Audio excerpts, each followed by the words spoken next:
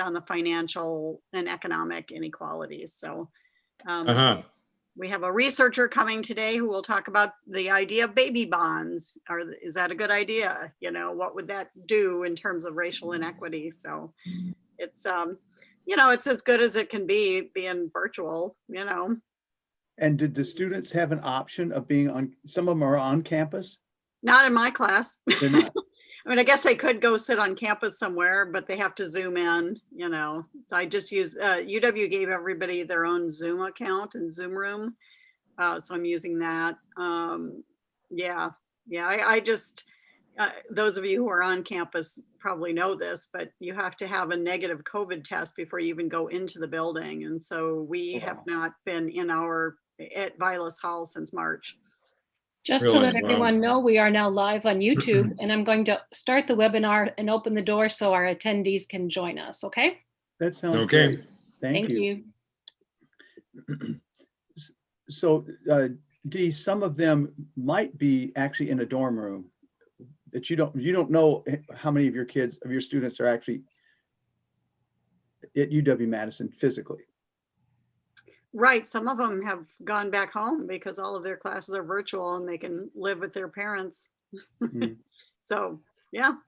Wow. I'm not sure who all's in Madison and who's somewhere else. And, you know, the end of last year when they basically told people to go home for spring break and then just don't come back. I had people in 2 or 3 different time zones from LA to Atlanta.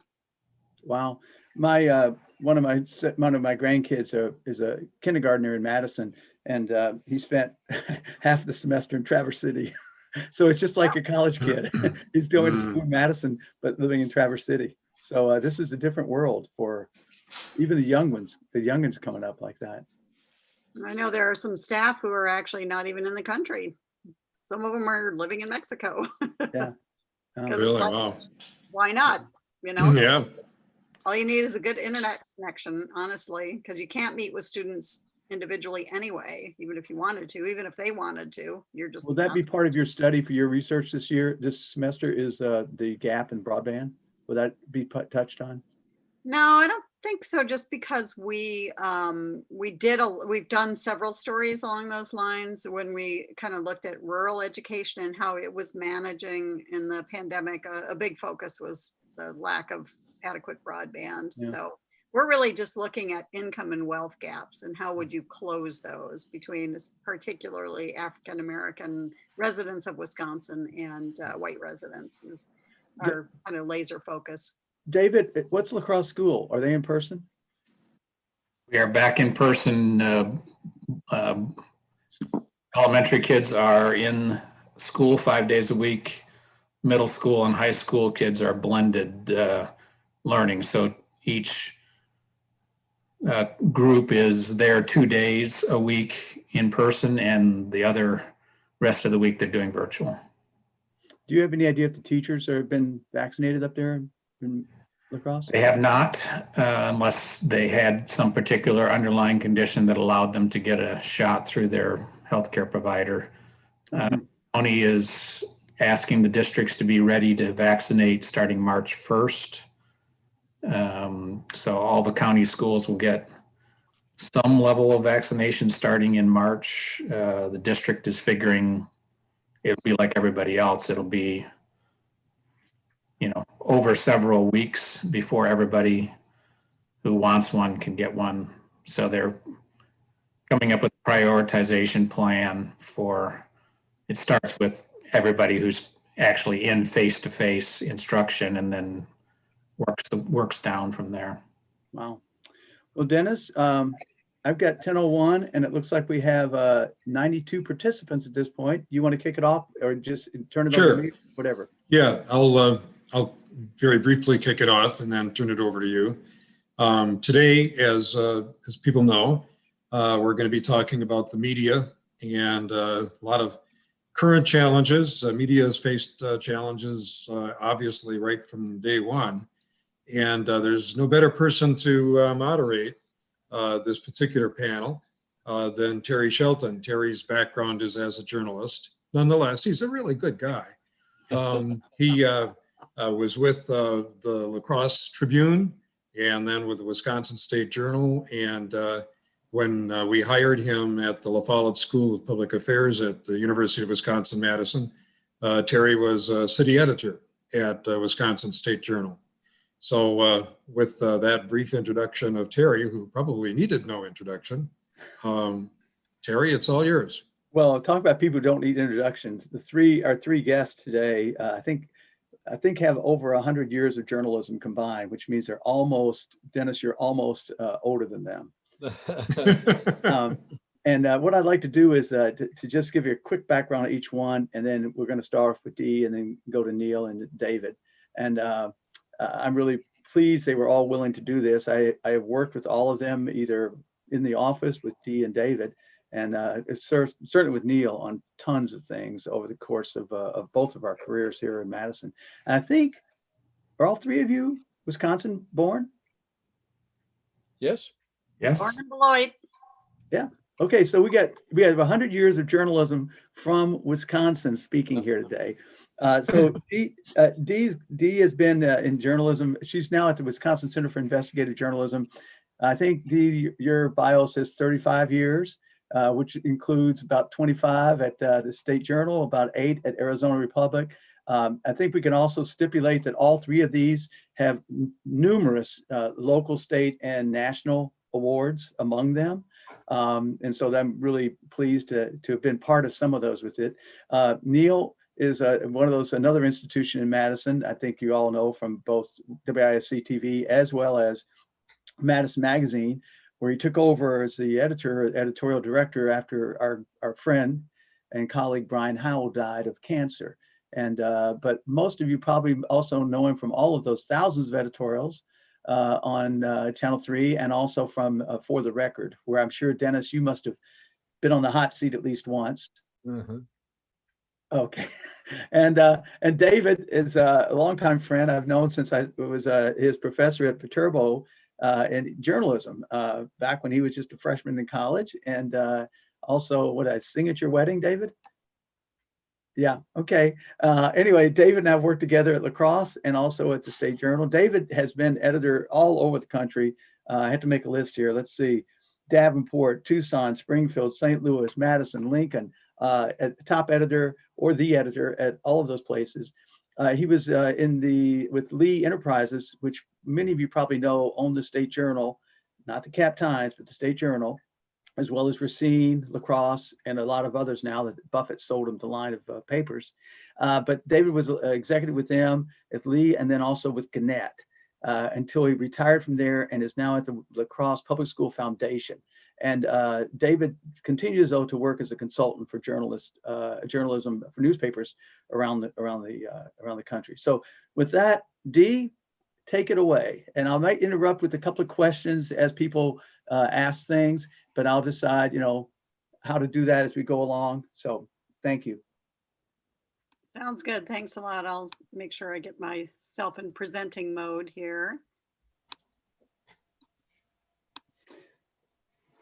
And it's interesting too, Dee, that yours is the one that's got money coming from private groups to keep you going, as opposed to like a paper. You go ahead. Yes. Yeah. Hey, thanks a lot for having me today. And I am the managing editor and co-founder of the Wisconsin Center for Investigative Journalism and our news arm, which is called Wisconsin Watch. What I'd like to do today is give you an understanding of what WCIJ does, the state of journalism today, the role of journalism in strengthening democracy, how disinformation has spread within the past decade, what each of us can do to combat disinformation and spread trusted news. It's my hope that I can provide some important resources and insight for all of us to use as news consumers, and I look forward to questions at the end. My husband Andy and I started the Wisconsin Center for Investigative Journalism, officially launching it in 2009. Through our newsroom, Wisconsin Watch, our brand of nonpartisan nonprofit news has been used as a framework for other news organizations wishing to create sustainable philanthropic revenue news outlet that doesn't rely on subscription fees, paywalls, and advertising revenue. We have grown from an organization that existed from the generosity of a handful of foundations to one that manages a budget of over $1 million a year is run by a professional staff and has hundreds of supporters, including over 100 major donors who make up our Watchdog Club and Leadership Circle. Training the next generation of investigative journalists is also a critical part of our mission. We are all working from our homes now, but when we are in our offices, we're located in the School of Journalism and Mass Communication at UW-Madison. We hire paid student interns from UW and elsewhere and serve as a resource for students and faculty. By training young journalists, we give students the opportunity to have their work published and the experience needed to launch their careers in investigative journalism. Pictured here is Alexandra Arriaga on the right, who was with us in 2016 and is now a reporter for the City Bureau in Chicago, and Will Chochi, who is our current multimedia intern. In the old days, your trusty newspaper arrived at your doorstep. You probably had little reason to question whether the information in it was accurate or where it came from. But technological and economic forces, including the emergence of the internet, have drastically reduced revenue to newspapers. Stores and businesses now can reach their customers directly. Many no longer need the local newspaper to get their messages out. Many news consumers prefer to get their information on their phones, tablets, or laptops. Newsroom employment is down more than 50% just in the past decade. Ultimately, this has created an institutional weakness in the traditional news media that communities and voters have trusted for decades. Consequently, newsrooms are now half the size they were just in 2008, and many newspapers are just gone. In Wisconsin alone, 77 newspapers have disappeared. How big? What's the biggest one of those? Oh, I don't have the full list in front of me. I know that there were the University of North Carolina tracks newspaper closures. I couldn't tell you what the biggest one is, but most likely these are very small news outlets, but they are most likely the only local news outlet for that particular area. Intensely local. Yeah. Yes. Yes. So, and what happens when newspapers die? Here's what researchers have found. There's lower voter turnout, fewer competitive races for office. Voters don't know who's running for Congress. Government waste increases. Businesses feel free to pollute and regulators feel free to look the other way. And so when fact-based news disappears, residents start to get information from biased sources instead of nonpartisan ones, which hardens their political positions. The bottom line, no news is bad news for democracy. And when the news media are strong, democracy is strengthened. Media that report only one side of the story further erode that trust. Millions of Americans get their news exclusively from Fox News or MSNBC, or news websites even further to the right or left. This split makes viewers unaware of or hostile to information and perspectives different from the ones they see on TV. And what they see is often not reporting, but commentary. Here in Wisconsin, we have seen the emergence of news reports from outlets with ideological agendas and little or no disclosure of who funds the work. That can lead to confusion over what's fact and what's opinion. References to quote unquote fake news and declarations that journalists are quote enemies of the people have had a negative and lasting impact on trust in the news. Further, most people in the US get news from social media, which is filled with legitimate news, propaganda, and frankly, garbage. Trust in the news media is at an all-time low, leading people to seek out unreliable information that they find on social media. These news consumers are often targeted by bad actors who are spreading disinformation and conspiracy theories. As you can see, more than half of Americans believe the news media are trying to mislead people and that they only report information that supports their political ideologies. The distrust is highest among Republicans. Less than 1 in 5 believe what they read, see, and hear from traditional news organizations. Wow.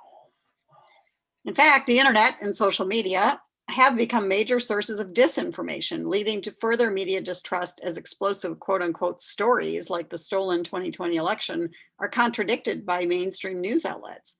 This process prompts consumers of actual fake news to distrust real factual news. And as we saw on January 6th, belief in these lies and propaganda can lead people to take dangerous actions. In fact, the internet and social media have become major sources of a quick definition. Disinformation is spread purposely to deceive. Misinformation is spread often unknowingly by people who receive the disinformation and may actually believe it. Many people on the right and left spread misinformation. A photo of a pile of mailboxes in Wisconsin briefly provided fuel to suspicions among progressives that the US Postal Service was trying to undermine mail-in voting, which was favored by Biden voters. But the idea that this was evidence of that was quickly debunked. The boxes were at a company whose business is refurbishing mailboxes. Harvard researchers found that a more widespread lie, that Trump won the 2020 election, but massive fraud took it away from him, was spread primarily by Trump and Republican officials. We also reported that misinformation about COVID-19 was creating turmoil for the Appleton City Council, which had to counter false allegations that it planned to conduct surveillance on people with the virus. QAnon has dominated the headlines in recent weeks. The conspiracies embraced by QAnon followers are, to most people, just crazy and nonsensical, but millions of people believe in them. Drew Harwell of the Washington Post describes it as a, quote, sprawling set of false conspiracy theories that alleges former President Donald Trump is at war with a world-shaping cabal of child trafficking Satanists. It's hard to even say that sentence. These followers believe in, quote, the storm, a day of reckoning involving, quote, mass executions and an extended Trump presidency. That such an event did not happen on January 6th has caused the conspiracy theory to shift, with some now embracing the idea that the storm will now happen on March 4th, when they believe Trump will be sworn into office. A recent poll shows 17% of Americans believe in QAnon. In other words, tens of millions of people. The US intelligence community found that disinformation was used by various actors for political gain in the 2016 and 2020 elections. While Russia and its so-called troll factory were blamed for much of the false information spread in 2016, Americans themselves were main drivers of false narratives in 2020. Politicians who spoke out against such disinformation were harassed online and in person. After Senator Lindsey Graham acknowledged Trump's loss and blamed him for his role in the January 6th siege at the Capitol, hecklers followed him through the airport, calling him a traitor. The United States experienced a flood of disinformation about the risks and remedies of COVID-19, ranging from quack cures, remember the advice about drinking bleach, to the false idea that masks enhance rather than reduce the risk of contracting the virus, to the conspiracy theory that 5G technology causes the disease. This disinformation came from a variety of sources, ranging from top politicians to natural remedy websites. Earlier this week, the AP named the top super spreaders of disinformation around COVID-19. One of them was a former lecturer at UW-Madison. Stories proliferated of people who regretted their decision to buy into false information about COVID-19. After his wife Erin died, Brian Lee Hitchens of Florida told the BBC that the couple had refused to take the pandemic seriously because of information they had seen on the internet. Quote, "We thought the government was using it to distract us," he said. Oh. As false claims about elections, voting, the pandemic, and vaccines spread throughout 2020, we made it a priority to debunk mis- and disinformation in Wisconsin and provide fact-checked, reliable reporting to inform the public. We partnered with First Draft News and the Center for Journalism Ethics at UW-Madison to report on election integrity and to give news consumers and reporters the tools they need to understand election misinformation. Led by our reporter, Howard Hardy, we produced 2 guides for understanding where misinformation comes from and how to challenge the spreading of it.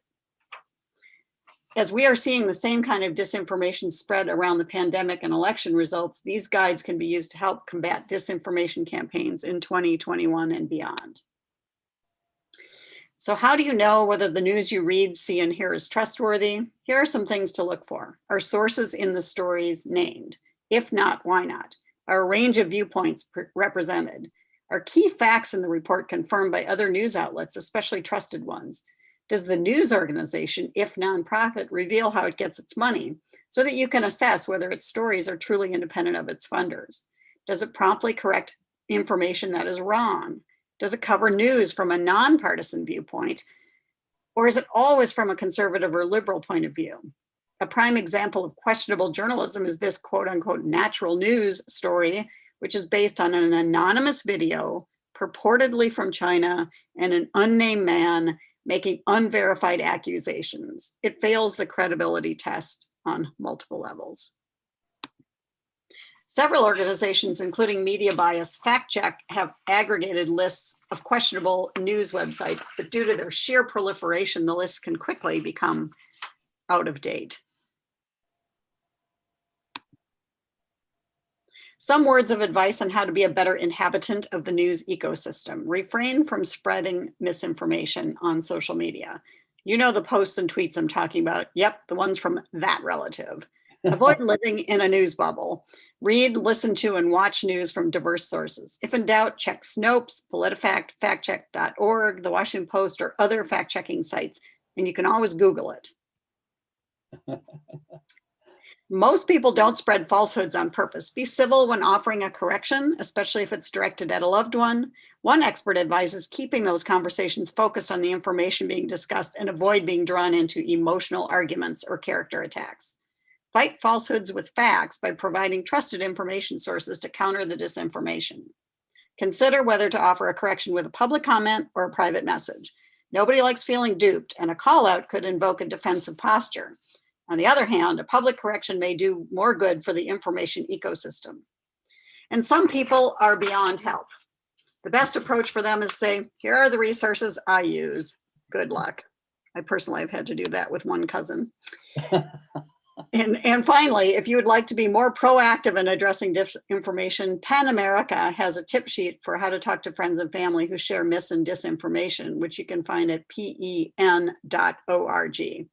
And Common Cause offers volunteer training to monitor social media, flag disinformation, and assist anyone who has questions to help decipher disinformation through their website, commoncause.org. But honestly, one of the best ways to counter disinformation is to support trusted, reliable news organizations. With the decline of subscription newspapers, news media that previously relied on that revenue are now struggling to stay open. By supporting your trusted news organizations, you're supporting the effort to share reliable, professional news and combat the spread of disinformation. For news like the New York Times or the Milwaukee Journal Sentinel, there are digital and print subscription options for unlimited access to their reporting. In public media, such as Wisconsin Watch, NPR, and PBS, there public nonprofit media, that is, there are donation levels for each organization that vary from $5 a month to thousands of dollars a year.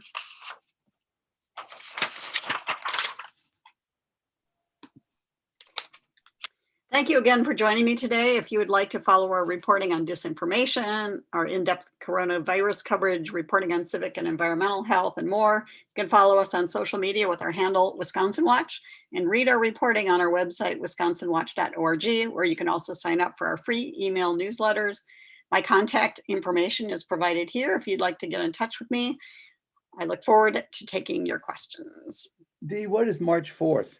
Why March 4th? I know we used to inaugurate the president on March 4th. Yes, it's based on some theory about the past inauguration date. So now it's like this multi-level chess thing that's going on where this is going to be the new date where Trump will take office. Of course, when that date comes and goes, there'll be another date, or there'll be another thing. That's how conspiracies work because when they're made up, because they're not based on anything real. So you have to just keep adjusting to your conspiracy theory to the facts on the ground when they don't match it. So you actually, we were talking, and some people probably caught this at the beginning, you were talking about the class you're teaching. So there are young people who still want to be journalists. Yes, there are, despite probably the advice from their parents that this is a dying industry. The internet has both damaged the financial viability of newspapers, but also enhanced the ability of people to publish journalism and for you to actually research information. Some of it's not good information, but it's made it a lot easier to be a publisher. We don't have to have a printing press at Wisconsin Watch. We send our stories to places that do have printing presses, but we personally don't have to have that. We have a website, and then we have a distribution system where we send all our stories out for free to newspapers and other news outlets across the state and farther beyond through the Associated Press. And I'm just curious because, and this may be a segue to you, Neil, but I'm curious how many of the 14 in your class are women? In my class, mostly women. That's been true I think even since I was in journalism school, which was a couple of years ago, 80s, really late 70s, early 80s. It has been that way for a long time. I really don't know why. I think there are 3 young men of the 14 people. It's 3 are. When I watch, flip around through the local news, I see lots and lots of young women reporters. And of course, we know now that every major national outlet, CBS, ABC, everybody, Washington Post, that a woman is their White House correspondent and top congressional correspondent as well.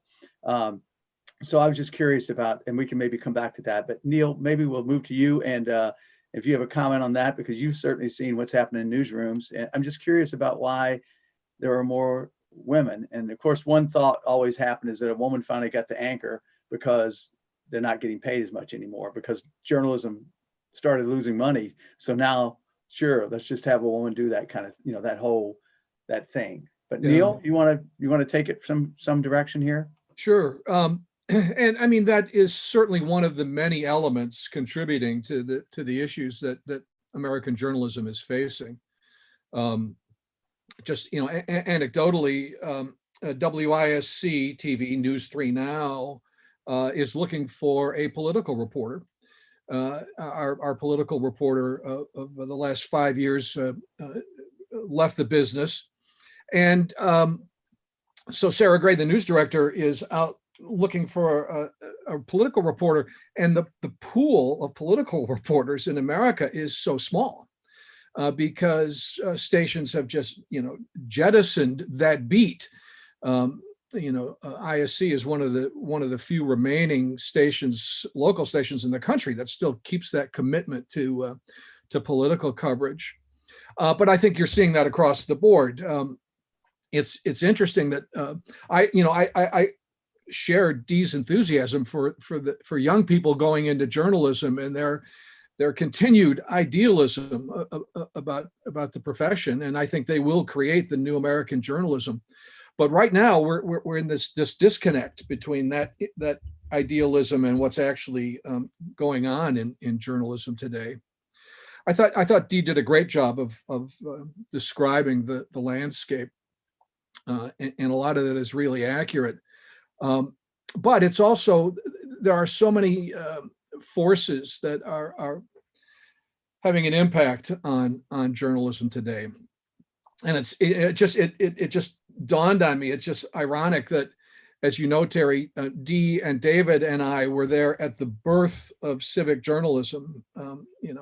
Back in 25 years ago, we were there for the birth and the death of civic journalism, and thinking back to those days and how we viewed journalism and its role and its future compared to today, it's a pretty stark contrast. The political environment is having a profound impact on how journalists do their job. I mean, I've been gone from ISC now since September, so I'm kind of straddling the fence here. I kind of feel like I'm still working there. But I'm just starting to separate enough that I'm not as current on some of this stuff as I would like to be. And I also need to say that my instincts are all on the opinion side of journalism, and I want to be clear about that, because I think that's also it's another factor in what's going on in journalism in this country. But I do know that at Channel 3, they've hired guards to go with reporters to certain stories. There's part-time guards that are occasionally called in to kind of keep an eye on the building. These are real world effects from the fake news that is kind of contributing to the turmoil in American journalism. In addition to that, the pandemic, for the last year now, journalists, including TV journalists, have been working from home. I mean, you're watching a broadcast, a television news broadcast with an anchor at one home and an anchor isolated in a small studio in the building, reporters working from home or in the field. And, this, I think, is going to be part of journalism moving forward. I think we're unlikely again to have the old bustling newsrooms and even after the pandemic, for a variety of economic reasons and work-life balance reasons and all of these things that are changing what journalism is going to look like moving forward. I still think that there's at least some evidence that trust in local journalism is a little higher than in national journalism and internet journalism. So there's that kind of a dichotomy there. And, I think I've seen a sort of steady interest in local broadcast journalism. For me, it actually goes back 10 years to Act 10, when that major story drew so many people to not just get out and demonstrate, but to contribute to the story through social media.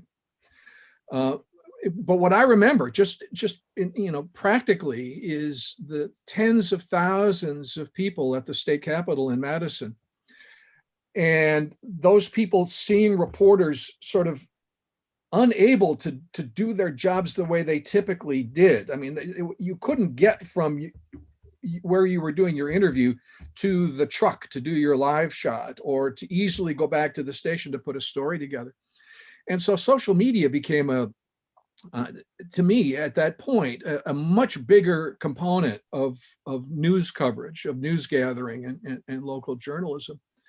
And as a result, I think a lot of people in that crowd who would see on Twitter or Facebook a reporter from Channel 3 trying to gather information, trying to share information, would go home and at 5 o'clock or 6 o'clock or 10 o'clock would turn on the news to see sort of the visual components of that, and even to feel like they were kind of a part of putting it together.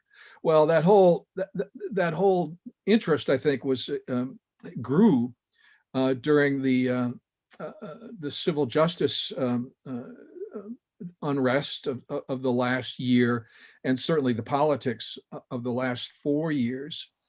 So while the news audience is getting increasingly spread out over the media landscape, there still has been a pretty big interest in local broadcast journalism. Likewise, I mean, and this is even a faster shrinking segment, magazines like Madison Magazine. Those that are surviving are they have the opportunity to fill a niche.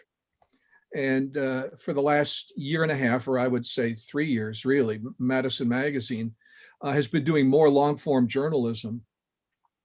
And it's a niche publication. It's a city regional magazine. It's what's known as service journalism, and has not been, the traditional Atlantic, New Yorker type of magazine, but it's beginning to fill that role a little bit as newspapers disappear, as newspapers do less and less long-form journalism coverage, the kind of stuff that Dee and David and you, I mean, we were all involved in 25 years ago. I mean, that's kind of the stuff that we did. Well, Madison Magazine is starting to do more of that and is recognizing an appetite for that. Interestingly enough, among a younger demographic, and maybe a part of that is the Madison market and the consumers that we have here. But I'm seeing among the new startup entrepreneurial age folks along East Washington Avenue, folks that are now staying in Madison, right? That in terms of, as opposed to the model of leaving the city as soon as possible, more and more of them are staying here. And I think their relationship to media is a little different than than maybe the generation before them. So that makes me a little hopeful as well. And I see they have been reaching out to, for example, Madison Magazine to have their stories told. Madison Magazine is also a place, just as an example, where inclusion is being practiced, I think, a little more aggressively. And it has a unique niche apart from broadcast and newspapers, in that it can give space to people of color to write their stories. You know, we don't do that on television. We don't do that in newspapers. We have reporters to do that. But here's a place where now we're asking people, you know, we are not diverse enough. We're not inclusive enough. Let's hear it from your voice. And so that makes me hopeful. And then there are the smaller media, and I can't predict what's going to happen to Wisconsin Eye and 365 and the publications in communities of color, Umoja and the Hughes. All of those are really important elements of this landscape, and they all continue to survive. I think 365 is becoming an increasingly important outlet in the state of Wisconsin. Lou Friedland's Madison Commons experiment is still there. And I guess I'm positing that together they're going to help shape the landscape moving forward. I used to be really positive and optimistic about community affairs and professional opinion journalism, but it continues to erode. Publications, broadcast stations just continue to disinvest in that component of it, and that's frustrating for me. And I will use my old company as an example, that my position is not filled yet, but it's being advertised. It will change. It won't be the traditional nightly editorial and Sunday for the Record program with a white boomer doing every editorial and every show. I think the new community affairs position will be perhaps a producer sort of role, and seeking out more diverse voices to deliver commentary, to do shows like For the Record, community affairs stuff, and to at least to some degree offset the lack of diversity and inclusion in the newsroom and in the building. That's changing slowly, more aggressively now, thanks to the social justice movement, where we are all never again going to be able to just say, we're doing the best we can.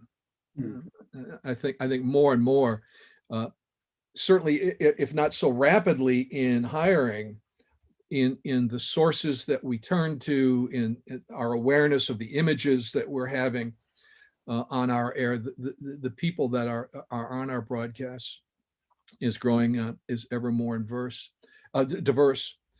So it's a messy sort of environment for media and journalism right now. There's a lot of churn. There's a lot of external elements going on. But I think it could be a pretty exciting time. I'm still optimistic about the future. Well, couple things, and we'll go to David, and then maybe I'll walk through the questions for all three of you and let you have a pop at them. But long form, I think, as I recall, David did suckers for Sunday stories. Remember those, Dee? Who did you grow up listening? Many of them written by Dee Hall, as Did you grow up? Who was your favorite commentator, Neil, growing up? You're of the age, you're my age. Eric Severide, who'd you listen to? Well, yeah, I mean, a lot of people. I mean, my earliest memory is getting up to deliver the Milwaukee Sentinel every morning, and that realization of opening the paper every day and seeing the constant variety and the types of stories there. I was absolutely fascinated by that, and I guess I was always kind of more of a print guy than a broadcast guy, other than the impact that Walter Cronkite and his colleagues had on all of us. But I was very influenced, and I think a lot of us were, and by us I mean Plato, people watching. That was also a period. I mean, the romance of magazines was just intoxicating to me. Magazine journalism in the Atlantic and Harper's and Esquire and on, just and Time and Newsweek, and that I was fascinated by the storytelling, by the writing, the quality of the writing that up until fairly recently, I think, was still part of a journalist's motivation to get into this work. A love for writing, a love for storytelling. I guess we really don't have those as many, certainly not as many of those talented people now to inspire and get young journalists excited about it. But I am not as facile with internet journalism as a lot of people, and I think there's probably a lot of good work going on there. I don't know if I will teach myself in time to really use it effectively, but I think a lot of people will have the opportunity to begin to sift and winnow. Through the available journalism online. Yeah, well, David, you want to give us your thoughts on this from a past editor and a consultant? What's the past? What's the future? What's hopeful? What's not? Yeah, sure. Thanks for having me today, and I appreciate the chance to just chat about things that I do really care about. I'm going to touch on a few things, repeating some of the points that Dee made, and maybe expanding on them in a couple of ways, and then talk, about how there are fewer journalists, how audiences are changing, how all of this has really accelerated over the last 3 to 4 decades, and a little bit about some solutions, I hope, for the audience.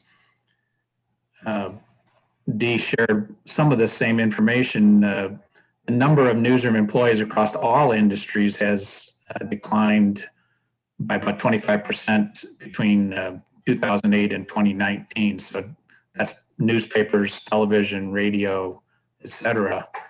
And interestingly, to me anyway, as someone who does not live on one of the coasts, there's an increasing concentration of the journalists are in the New York, Washington, D.C., and Los Angeles metro area. Of course, that's driven by the major print outlets, the New York Times, Washington Post, Wall Street Journal, and of course the television stations. But fewer of those journalists, as Dee had shared this slide on the left, a lot fewer of those employees are in newsrooms and newspaper newsrooms, which traditionally had been the source of most in-depth reporting.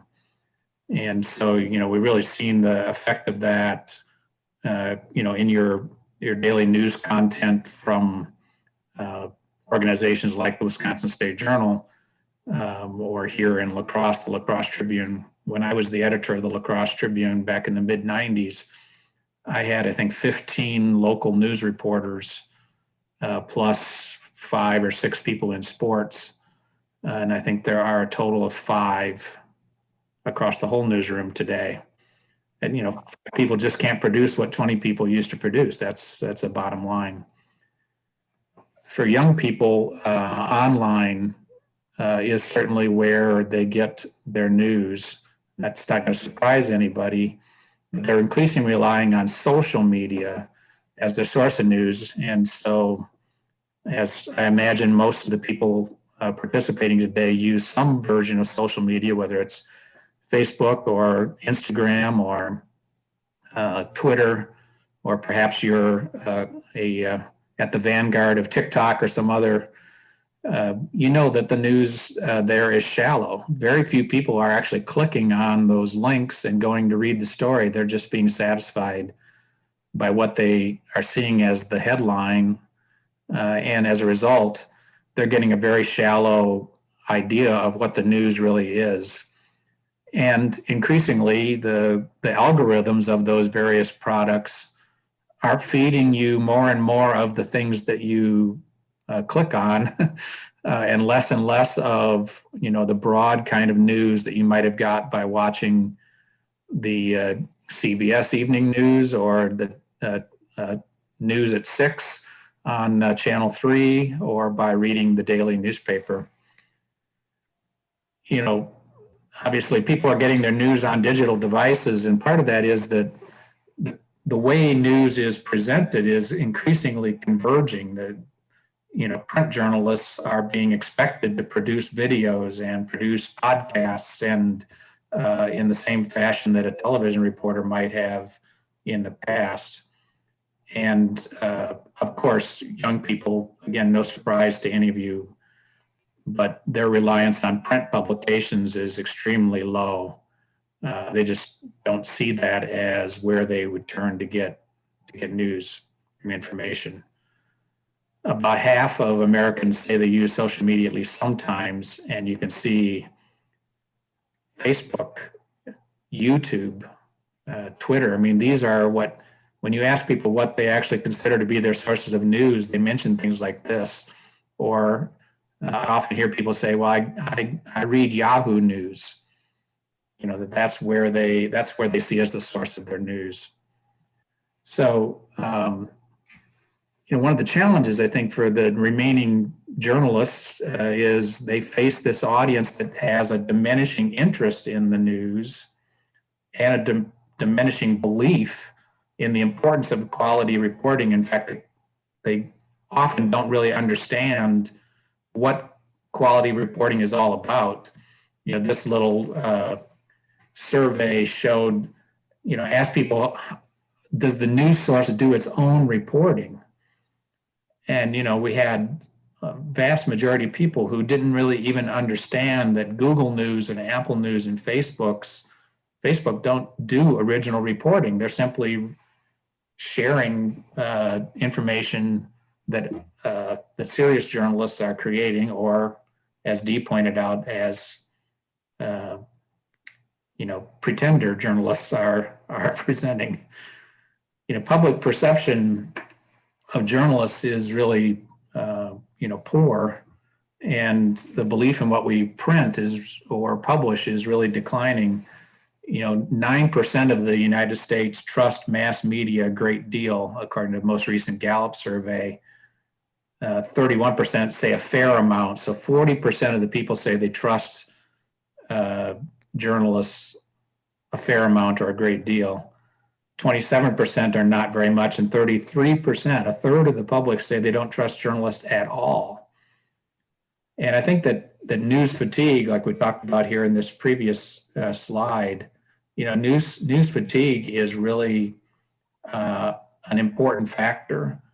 People feel like they're being bombarded by news. And as a result, they're actually kind of worn out. And of course, news like the pandemic is a great example. At the beginning, we all were dying to know the latest information about how many people in our community were testing positive, but that kind of slowly moved off the front pages and off, the lead story on the newscasts, because people got tired of it. And, you know, this illustrates the people who follow the news closely, and, you know, among adults who are, you know, not to or not at all closely following the news, 73% of them say they're worn out by the amount of news coverage. So that doesn't speak, you know, well to the future of our democracy when people just simply feel like they can't engage, and they're trusting their friends and relatives on Facebook to share with them their version of what the news is. You know, so all of that is really problematic.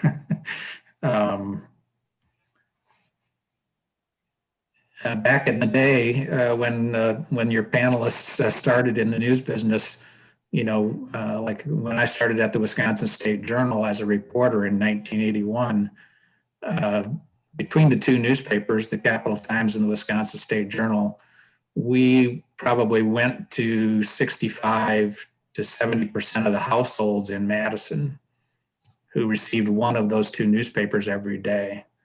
Now, I don't actually know the data, but I would guess it's, you know, probably 10%.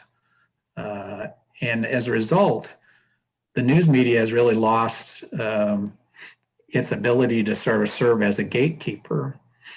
Now that may be something you all actually like, and don't, you know, like the idea that some editor somewhere or Walter Cronkite is not choosing for you what's the most important news. But it also means that there's nobody who can speak with authority to influence public opinion or to form community around issues. Neil made a reference to civic journalism earlier, and I know one of the people on the call or on the Zoom asked what was civic journalism. Well, it was really all about trying to form community around issues and engage the community in a conversation about those issues, all with the purpose of leading towards some sort of action, some sort of solution, if you will, to long-term problems. And there's really hardly any way for media today to form that kind of community because we don't have the reach. We don't have the ability to connect with people. Now, there are still some people who have this kind of reach. There are people like Rachel Maddow, Sean Hannity, Rush Limbaugh, to a lesser degree than was 10 or 15 years ago. There's also opportunity, could be a great sports columnist, a local writer that people come to admire, or a local TV personality that people come to admire. But overall, I think all of this is, you know, one of the factors, one of the issues that faces journalism today. Kind of going back, trying to step back to say what's really going on here. A key factor in what's going on is the fragmentation of media. As I mentioned, media formats continue to get closer and closer together in terms of multimedia, television, video, audio, print. But audiences are fragmenting. It's sort of like COVID variants. They're growing exponentially. In 1994, the year Yahoo was created, there were approximately 2,700 websites in the world. 1994, 2,700. By 2005, when YouTube and Facebook were created, there were 64 million. And today the estimate is 1.8 billion websites. And likewise on television, 1996, the average TV user had 47 channels, which actually seems like quite a lot. By 2002, there were 280. And today it's more than 800. And what I think this leads to is personalized M&Ms is the way I look at it. We're also used to being able to personalize everything. The image on the left is an iPad. It's an Apple app that allows you to select the news that you want. If you're a Twitter user, you're selecting your news by the people you follow. Now, occasionally you get, I follow Terry on Facebook or on Twitter, and Terry will share on Twitter things that he has read elsewhere. And because he's a worldly thinker, I benefit from that. And it's really pretty cool thing about the personalization of news. But again, how do you cut through? How does a serious journalist cut through all of that and get their information to the public? I think it's a critical problem. And concurrently, society is obviously more fragmented than it was 40 years ago. That's not, again, necessarily, I'm not saying that's a bad thing. Certainly the population is becoming more ethnically diverse, but there are some other things. The growth in the percentage of population over the age of 65 is an issue. The middle class is declining while affluent households and low-income households continue to increase. So we're fragmenting socially, we're fragmenting in our media usage, and some people are tired of all the information that's flowing at them, and they can't figure out what to do about it. Like Neil, I will confess, the further I get away from journalism, the more pessimistic I am about it. Maybe I'm overreaching a little bit from what Neil said because he was focusing on commentary, but it's hard to see a good solution. I do think it starts with people like Dee and Andy, and there are so many still in our business. There are still so many really good, really serious journalists, and they really think about the accuracy of the work they do and all about how to build trust with their audience. And I think that's a critical thing is journalists really need to be aware of the need to build trust and transparency, like Wisconsin Watch uses to explain where their funding comes from. It's a very important part of the future, I think, for journalists. But I think we also need a new understanding of objectivity in the era when Terry was teaching me how to be a journalist. We focused a lot about the importance of objectivity, and over the years, unfortunately, that has become both sides. And there's a real both sidism factor in journalism today. It tends to then bring out the people at the extremes. We often see the same characters over and over again. And if you watch CNN or MSNBC or Fox, you see the same people over and over again on the extremes being talking, and the same in print. I think we really need to have a new understanding about objectivity, and it's going to require journalists to work harder to develop sources who are in the middle, people who can really speak for what's going on in the middle, as opposed to defining the extremes. If you followed the, impeachment trial, it just was really hard, so the Democrats start talking about calling witnesses, and then as soon as they decide not to, they get called out by all of the people on the left for being wimps. Well, something quite a lot more complicated than that probably is happening. And it's easy to just be reactionary about those things. So journalists need to work to rebuild trust. Journalists also need to work to develop a personal brand. Dee is really a great example. Of course, Neil was a prime example of somebody who as you get to know them, you can understand and be more trustworthy in what they have to say, more trusting in what they have to say.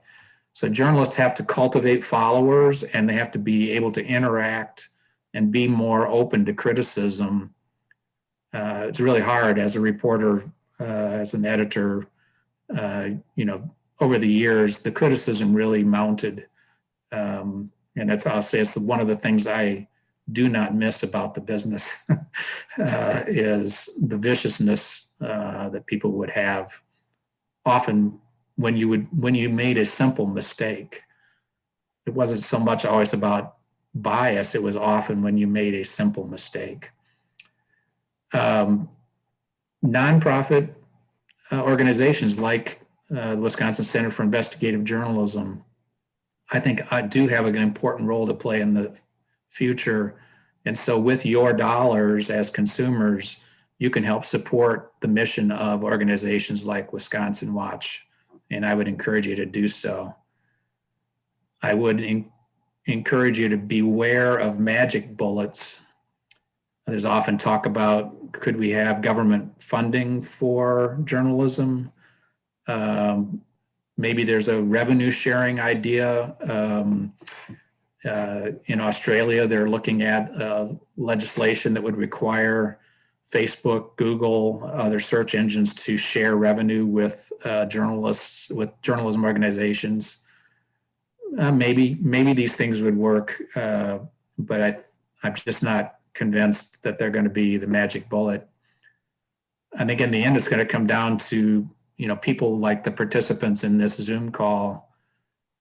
Consumers are going to need to be willing to pay to sustain journalism. There are going to be exactly how many reporters in Madison as there are people willing to pay, whether it's subscribing to a local news source. How long can the TV advertising model hold up? Maybe it will. But certainly consumers need to be subscribing to a local news source, and they need to be subscribing to a national news source, whether it's the New York Times or the Washington Post or the Wall Street Journal, to support that kind of journalism that we all think is important in the long run. So I wanted to throw one thing in there about the revenue, David, and thanks for all the shout outs and everything. I will say that the WCIJ has received some pretty significant funding just in the past couple of years from Google and Facebook and pretty soon Microsoft. That's all I can say about that one. But there are some of these media giants, these social media giants and tech giants who are starting to recognize that they're going to run out of feeder stock, right? If they don't support journalism, if they just keep taking from it, there won't be any Google News to give out to people, right? So they're understanding that they've had a role in the decline of traditional news organizations. And of course, I realize these are crumbs from a banquet table, but there are enough crumbs for a small organization like us to take advantage of them. We've gotten a lot of business training from Facebook. We got some training or some support for our News 414 project, which is a totally different thing. It's news by text to residents of certain Milwaukee neighborhoods. That was bankrolled by Google. Now we're taking the project, we're continuing the project and finding our own funding sources. And Microsoft has started these local news collaborations. So they're recognizing that both the health of their business, but the health of our democracy is really dependent on a vigorous news ecosystem that right now is struggling. From a broadcast perspective, just there's no question that the advertising model is, I see no evidence of it ever, growing beyond its sort of current treading water status. In terms of the financing of it, all of the energy is going into the digital side of things as for revenue. Channel3000.com is the growth engine in terms of the media that we have. David, do newspapers still want to print a newspaper? Do they only want me to take a digital a digital subscription and just stop the print? I mean, would they be better off if that's what they did? Is that what they want me to do? Yes, they want you to stop buying the newspaper. I mean, there's strategic decisions were made by major newspaper owner companies several years ago to basically just continue to jack up the price of the print subscription to the point that it would discourage people from the delivery. And again, historically, as those of us in the business know, the business model was an advertising supported model. The cost of actually printing and bringing that paper to your doorstep every day, it was a lot more than 35 cents a day. It was being greatly subsidized by the advertising, while the advertising has continued to shrink. And at some point, the newspaper companies realized that there was no way to sustain that print model without raising the price dramatically to actually cover all of the cost of printing and delivering that product to you. So, unfortunately, what all this has caused is, I don't know, what's the opposite of a virtuous circle? It's the opposite of that, whatever that is. Yeah, spiral. Yeah, we're raising the price, which scares away more consumers, which forces us to have to reduce our expenses, which also scares away more consumers because now the product is worth less, but then we still raise the price again. And so it just continues in this vicious circle. I do not subscribe to the print edition of the La Crosse Tribune. I buy the digital subscription, and I find it more convenient for me, as well as provides me with everything that I would like. That's definitely the long term is to reduce the number of print days or to eliminate the print altogether. Wow. Well, you guys, guys, Terry, the broadcast equivalent is the changing relationship between stations and networks. And in our case, for many years, CBS would pay us millions of dollars to carry their programming, their newscasts, and we now pay them millions of dollars for their programming. And and that's that's the reality, and it's not going back the other way. And it will likely lead to some permanent changes in national news and national network kind of relationships. One of the questions I want to jump at, and you guys can jump at, you see the same ones, but the difference between misinformation, disinformation, and demonization that's going on, as one person says, starting with Sarah Palin calling it the lamestream media. So anybody want to talk about those three? And maybe there's another angle of that I'm missing, but demonization. Go. Yeah. Dee. Demonization, I was going to mention this earlier. So one dynamic that we're seeing, and this isn't just confined to like the type of people who stormed the Capitol. This is also some of the racial justice protesters. We had our young photographer. You saw a picture of him in my presentation. He was, physically accosted while trying to cover the protests at the Capitol. You have seen video of CNN reporters and being taunted and threatened and having to stay in a cage to protect themselves. And you saw at the Capitol uprising, the January 6th, equipment being ripped out of the hands of reporters and thrown in a pile and destroyed. So that is a big problem. So that is the vitriol that's being aimed at the people who are just trying to tell you what's happening.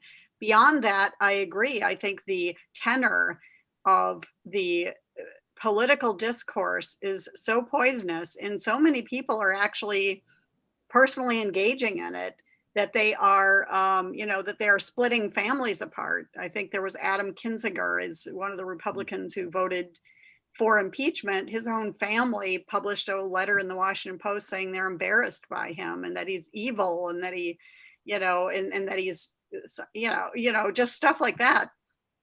On the other side, you had Jeff Flake's, I guess it's the same side, Jeff Flake's family did the same thing to him in Arizona, or was it Flake's? Anyway, you've seen this kind of demonization in which people just dehumanize the other side. And, you just can't, there can't be dialogue when the first thing out of somebody else's mouth is you are an idiot or you're evil. It doesn't go anywhere from there, right? That's it. I really think that's the most troubling. Misinformation and disinformation we can chip away at by constantly trying to show the sources of our information, the fact checking that we do. However, transparency is the absolute key to that, and transparency is not possible when a reporter is out doing their job, talking to someone who refuses to accept the legitimacy of that relationship, who just denies that reporter is in fact professionally, ethically trying to gather information, to gather the truth, and to present it back to an audience. How can we get any further, in the conversation about what is a fact and what is science and what is real, if that basic trust is gone? And so that, to me, the demonization is the hardest challenge we face right now. David, you want to jump in on that, or another one? I think they've hit the key points. Okay. Okay. One question is there some sort of new, David, you mentioned all the things happening with technology and the changes. Technology is not slowing down. We've got new things popping up all the times with this. We know that, you've got this whole thing now with Clubhouse where people can talk if you're invited, and you've got, again, almost an echo chamber, but you've got Substack. You talk about blogs, Twitter bought Review. People are buying all of these blog services. Is there a new technology going on around the corner that, especially you old timers, have no idea about what's going to come up, but might there be some solutions to some of this in the technology? Well, I'll say I don't think the technology is going to provide any solution. It's just going to continue the fragmentation. Clubhouse is an example. I've not been invited to join, so I can't say for sure. Oh, David, because it's invitation only, and it's an audio chat kind of social network. I just think it will lead to a further. It's another example of people will go off on their own and have their own little conversation, as opposed to some greater mass media ability for everybody to agree. Let's turn in tonight to Walter Cronkite and see what he has to say about this. And again, I'm not saying that was perfect. There were lots of problems and issues with it, but there's just no way for anybody to cut through because everybody is off in their own world.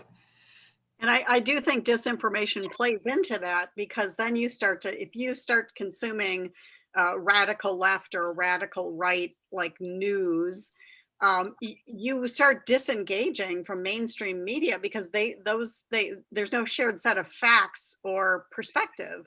And so you start just marching down this road where, we've had all of these recent weeks since the Capitol siege, these confessionals of people who believed QAnon. They thought they had to take their children out of school.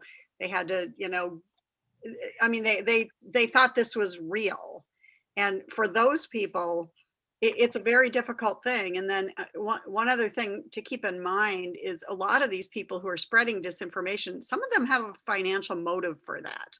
Like all the quack cures and stuff you heard about, there was a financial motive there. You had some religious, figures who were pushing different, cures for COVID-19 in the early days, and they had to be ordered to stop doing that by the by the Trade Commission.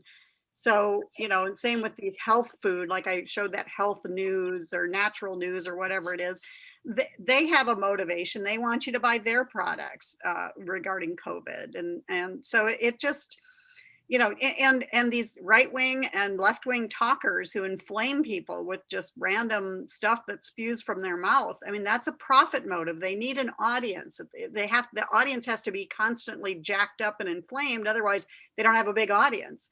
So it's in their best interest, talk to Charlie Sykes about what his realizations now that he is no longer a leading conservative, reactionary voice in Milwaukee, and understanding the damage that he did by spreading information that he knew or strongly suspected was false, just to jack up an audience and keep his ratings up. So that's what I see, is people actually have a motive for spreading some of this stuff, and sometimes it's a money motive. One of the questions in here is about what would have happened like during World War II in terms of social media when we tried to have a single voice. David, you mentioned fatigue. Since Trump's lost the election, I've actually now reading books again, and I'm reading Eric Larson's The Splendid and the Vile, and of course it's about Winston Churchill and a year or two of before we get into war, and they are dealing with they had to put together a ministry of lies, because in Britain they were saying, there's paratroopers coming in last night, or there was they've taken all the uniforms of a certain set of British soldiers and they're coming in, and so they actually had to have a ministry of lies where they fined people for doing things, for saying things, and they had fact checking, tracking all this stuff down. Which makes me, looking at the question one of the folks asked is, what would have happened in World War II with social media? Would we have ever had a single voice? Would we ever know what to do? Do we need a ministry of lies? Do fact checking even work? Does anybody pay attention to it? So there's a bunch of stuff to think of. Yeah, and again, I think it's incumbent on serious professional journalists to develop their brand and to develop followers. And I know it's a really difficult thing to do, but on a local level, you can certainly do it with, you can become the expert on education in your community, and you can develop a set of followers who will understand that you're speaking with some authority because you have really worked hard to develop that expertise.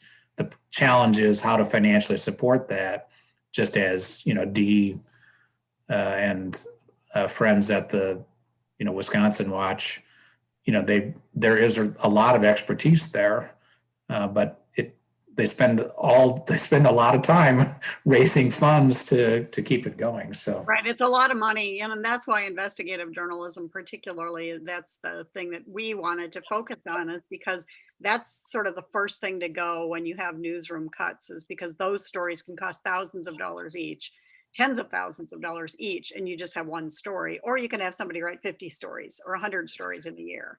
So, I mean, the obvious choice, especially when you have a print product that has to be filled up from corner to corner with stories, is to have a bunch of people doing a bunch of stories, covering the news that needs to be covered, but rarely with the luxury, the time to sit back and really examine something in depth that might really create new information that people had no access to before. But in terms of what would have happened with World War II, that's an interesting question.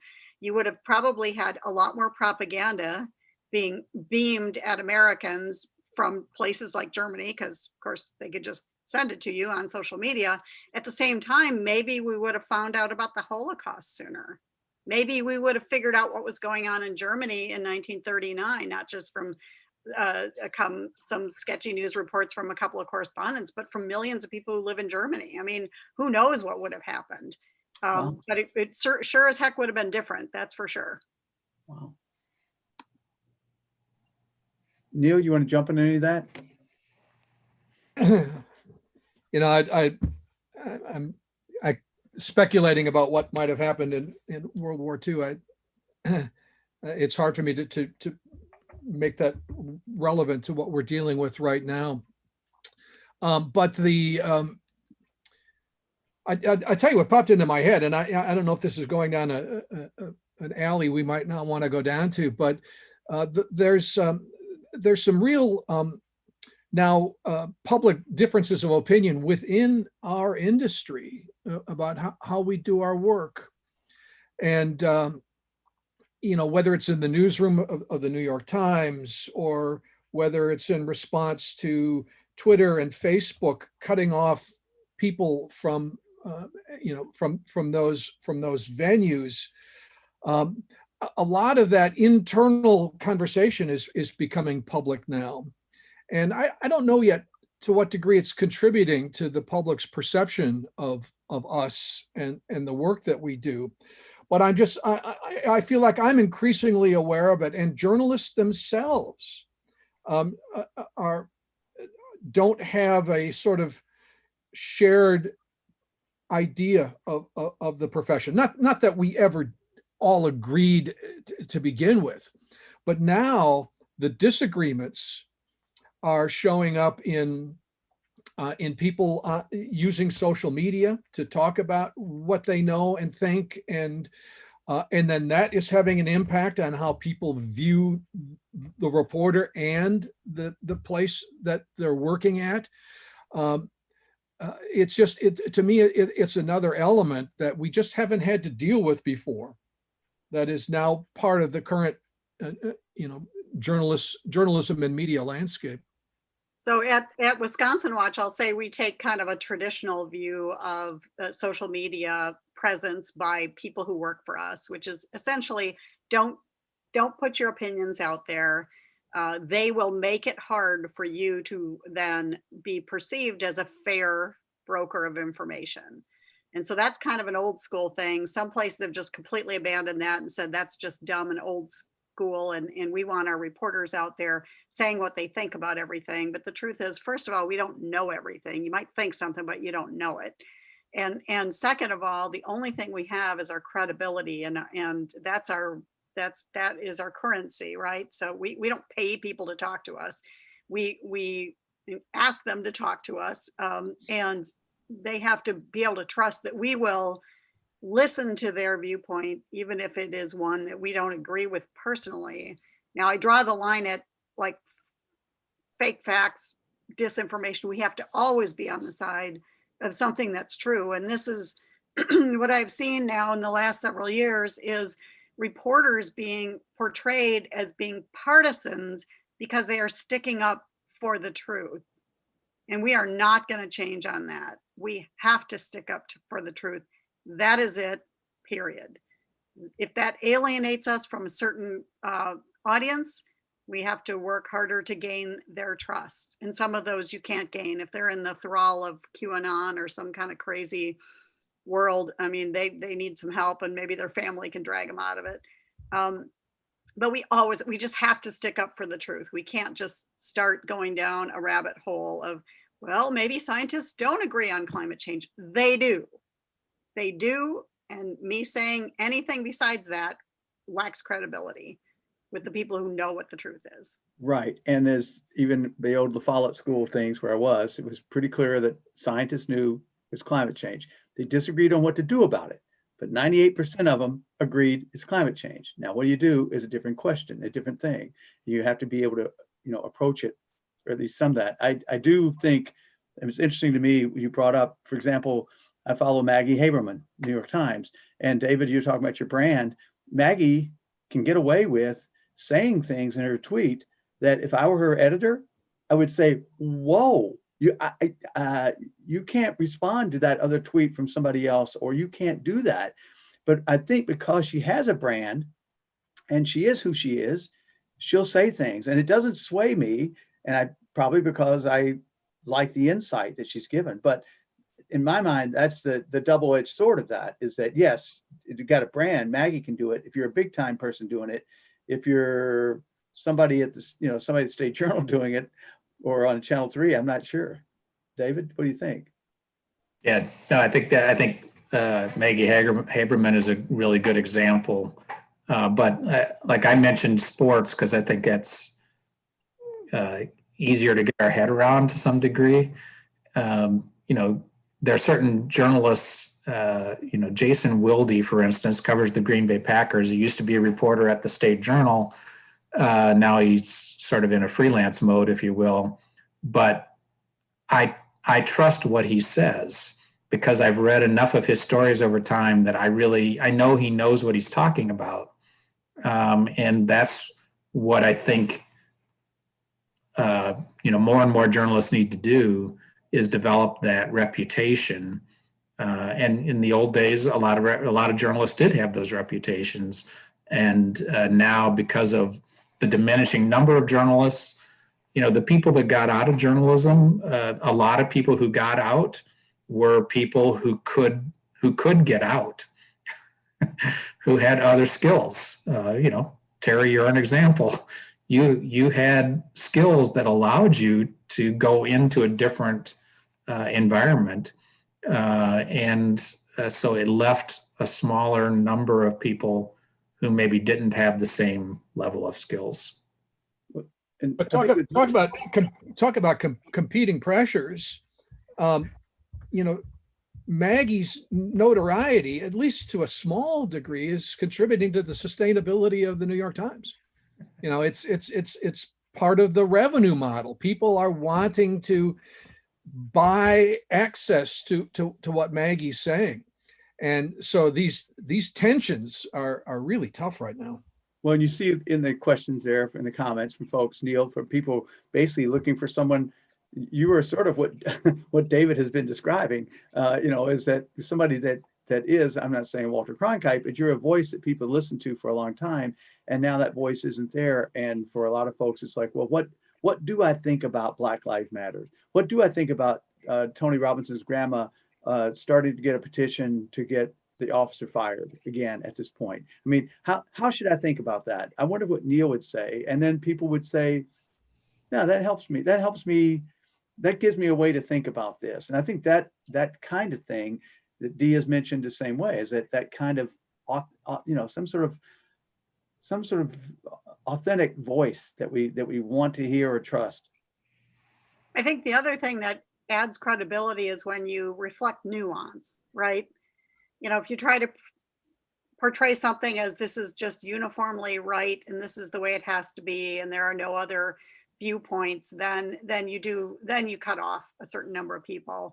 I was talking with, there's a story we're going to put out pretty soon, I think later this week or early next week, about like what are the best practices in terms of running elections and which ones could Wisconsin adopt to have, smoother elections. And, she said, I'm having a hard time because, the proposals that are on the right are ones that would tend to have fewer people voting. And I said, well, you just need to be upfront in your story about this dynamic that, conservatives still have this concern, or at least stated concern, about voter fraud, even though it really isn't, studies have looked at it as just not a real factor in almost any election.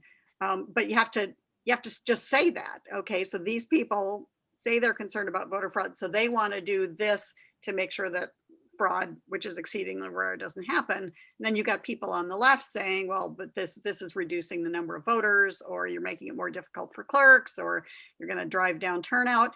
So we just have to acknowledge just right there in our stories that the idea of what is a best practice is not uniformly adopted by people of a variety of viewpoints, but just to state it out loud. Well, we have about It's 5 it's just unfortunate what we're talking about are how to improve things, but the big challenge is the vast majority of the people aren't paying any attention to it at all. Yeah. I mean, I hate to end on a pessimistic note, but the real challenge is how do you cut through to the people who are just not paying any attention at all? Yeah, we did a whole story on non-voters, and it was depressing. There are people who, for whom it's like a third of the electorate just simply will never vote, like nationally. Just they're non-voters. They're not engaged in the process in any way. and asked what could be different that would make them vote. Most of them said nothing. So, And it's not the job. I mean, I hate to leave it pessimistic too, but we're going to have to cut off here. But the job, is it the job of journalists to try to solve that? The job of journalists is to put stuff out there. Everyone has a civic responsibility, in my mind, to be a good consumer of the news. And what do you do when you're a good consumer of the news? That's your job. And I'm not sure we can pull those together. We got 3 minutes left. If any of you wanted, somebody says, can you give me something optimistic to shut off this program? Well, I will say that there is a movement in journalism. It's been going on for a while called solutions journalism. And we believe in that. The Journal Sentinel has an entire ideas lab, which is focused on solutions. And so that is one thing that they've actually found, that stories that offer a solution and not just the problem have higher readership and higher comprehension. So that's not always possible, like with an investigative journalism, because if you uncover something for the very first time, you may not know what the solutions are. That might be a second or third story that you do. But we try to think about what are the solutions in most stories we do, because they do give people a little bit of hope. And that's how you can move a needle forward a little bit. You know, the story that my project that my class is working on, several of the stories are purely solutions focused. Like, if we were to do a guaranteed basic income, what would the impact be on racial equality in terms of income and wealth? You know, just looking at it's a pure solution issue, and there's a lot of debate around it, and it's not something that's going to happen right away, but you just get the idea out there and you offer it as a possible solution. We don't know if it's the solution, and it gets the conversation going. So that's a positive thing. We are trying to look for solutions. We are not the ones who are going to implement them, because we're not elected officials, but we play our role, which is to get the information out there so people can operate better in a democracy. David, 30 seconds. Yeah, I would just say the positive thing is, if you consume news, in many ways, it's better than it's ever been. The technology that reporters are able to use, and both in gathering information and in producing the information in a format for people to consume, it's amazing. Some of the stories that are being told are just purely amazing. And so if you're a news consumer, it's actually really a treat to use that journalism. Neil, you know how to handle the last 30 seconds and still get the TV off. Go ahead. We're going to get our shots. We're going to be able to go outside. We're going to be able to go to concerts again, go to restaurants. We're going to get some balance. We're going to pull back from this singular focus on our screens and on social media, because it's all we can do right now. And when we do get outside, we're going to be walking out into a world that is more focused on social justice than it ever has been. And again, I think we'll begin to get some balance back into our lives and into how we look at journalism. Dennis, do you want to say goodbye? Thank you, everybody. Dennis, it's yours. Yeah, thank you very much. Actually, thank all four of you, including you, Terry. This has been clearly one of the very best programs that we've had.